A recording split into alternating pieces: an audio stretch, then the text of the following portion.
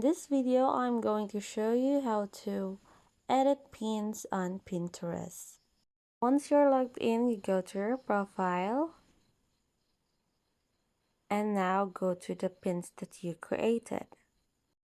And now you choose the pin that you want to edit, tap those three dots and then edit pin. And right here, you can start editing your pin.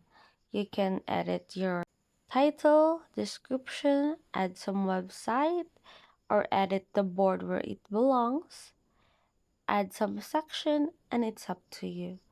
Okay, just like this, I'm editing my description. And after that, I'm just gonna save it. Okay. This is how your edited pin will look like, and then you tap save. And that's all. Thanks for watching, and I hope you learned from this video. Please like our video, comment down below, and subscribe to our channel for future solutions to all your digital problems. Thank you, and see you on our next one. Bye!